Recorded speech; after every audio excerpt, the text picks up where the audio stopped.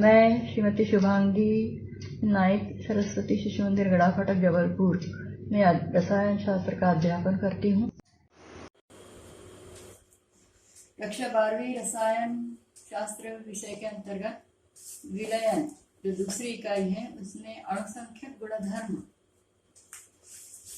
क्या होते हैं। अणुसंख्यक गुणधर्म विलयनों के ऐसे गुणधर्म जो अणुओं की संख्या पर निर्भर होते हैं। अणुओं की संख्या पर निर्भर होते हैं, उनकी प्रकृति पर नहीं। अणुसंख्यक गुणधर्म कहलाते हैं।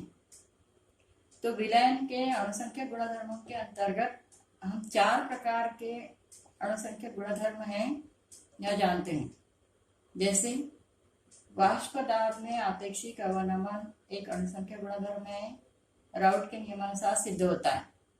इसके पश्चात परासरण दाब एक अणुसंख्यक गुणधर्म है, क्वांटम समीकरण से ज्ञात होता है। इसके पश्चात अब तीसरा अणुसंख्यक गुणधर्म हम देखें, इसका अध्ययन करेंगे। हिमांक में अवनमन। हिमांक में अवनमन, अवनमन का अर्थ होता है कमी। हिमांक क्या होता है, शब्द से समझ में आता है। हिमांक ऐसा तापक्रम जिस पर कोई पदार्थ हिम अर्थात बर्फ में ठोस में परिवर्तित होने लगता है, वह कहलाता है हिमांक। क्या है हिमांक? हिमांक वह तापक्रम है, वह ताप है जिस पर कोई द्रव ठोस में परिवर्तित होने लगता है, बदलने लगता है, उसको कहते हैं हिमांक। हिमांक की एक और परिभाषा हम देखें, क्या होता है हिमांक?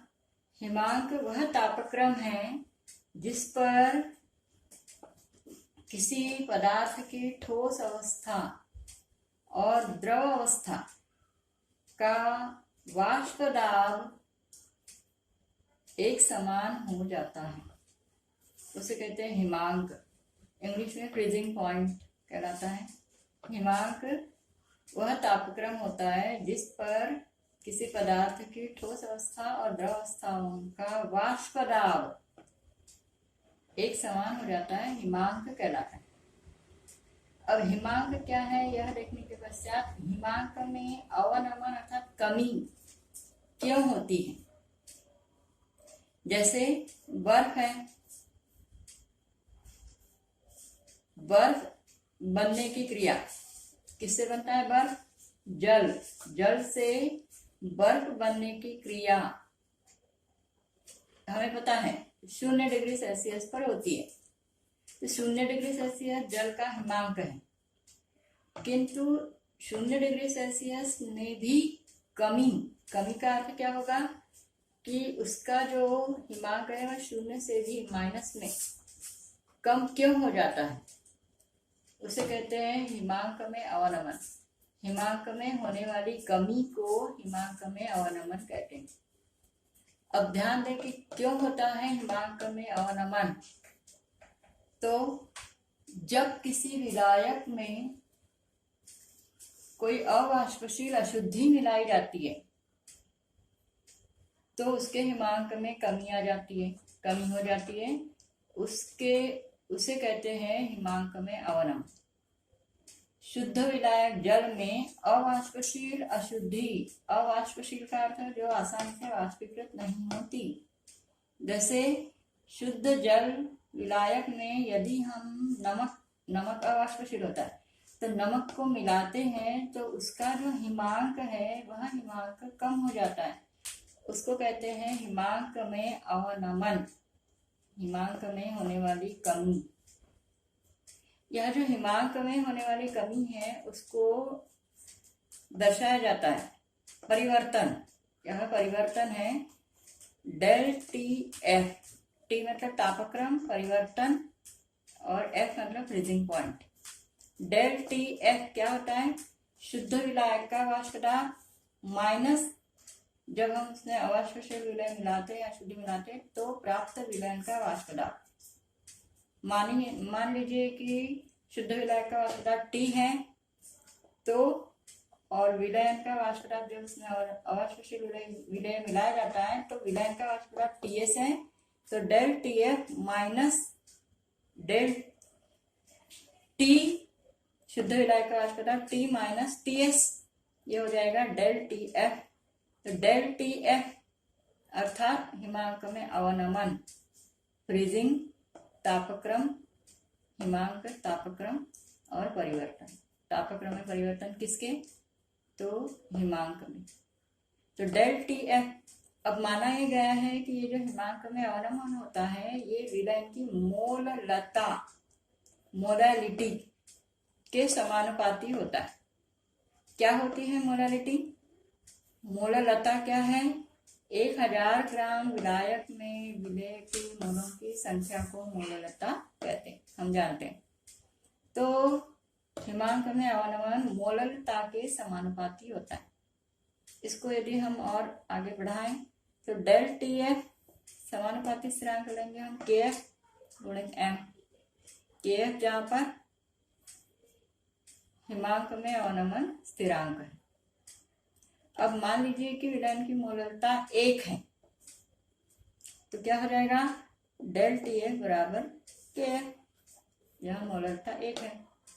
तो इस प्रकार से ये जो डेल TF बराबर KF है, तो इस परिस्थिति में एक मोलल विलयन के हिमांक में होने वाली कमी को क्या कहते हैं?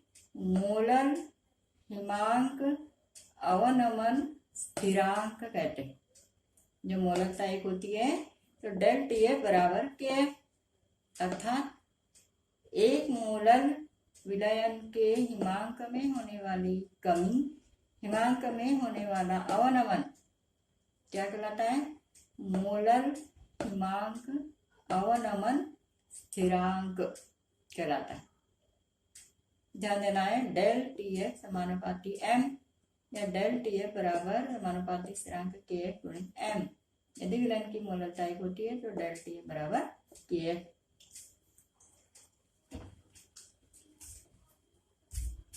भूल सकते हो, ऐसा कुछ नहीं है, कट भी जाएगा। अच्छा ये बदलना है, पॉज कर।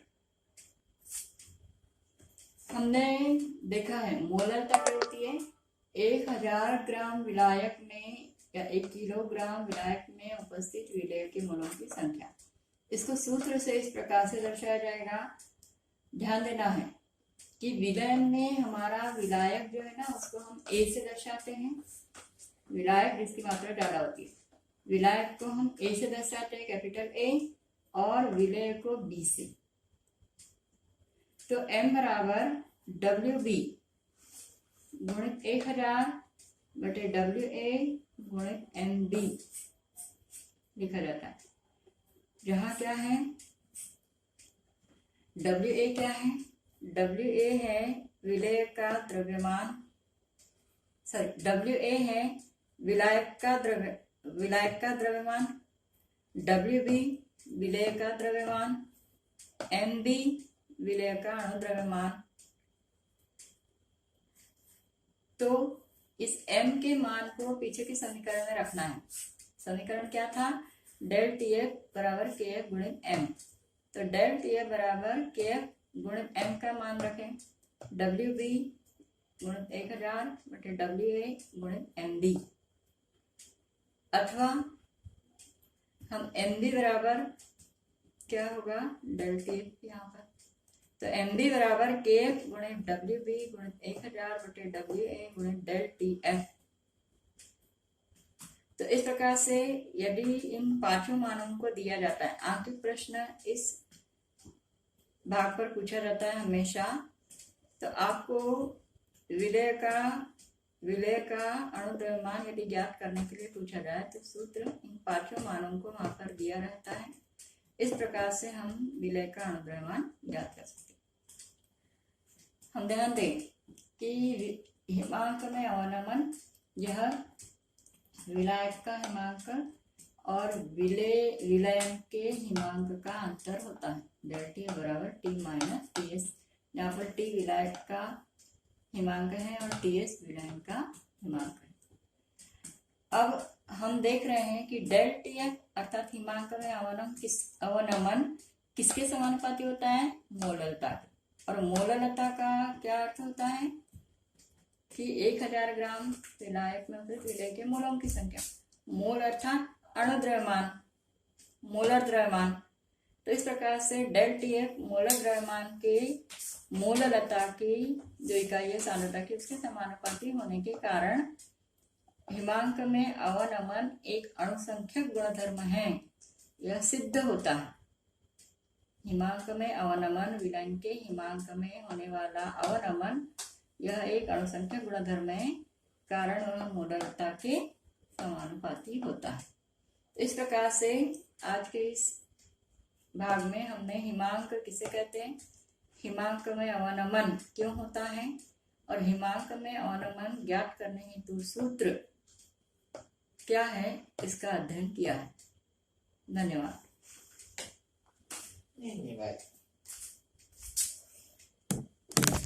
कितने मिनट आती है, यह कहलाता है आधुनिक आवर्ती नियम। और यह आधुनिक आवर्ती नियम की सहायता से आधुनिक आवर्त सारणी का संक्षिप्त में परिचय, इसका अध्ययन हमने किया है। धन्यवाद।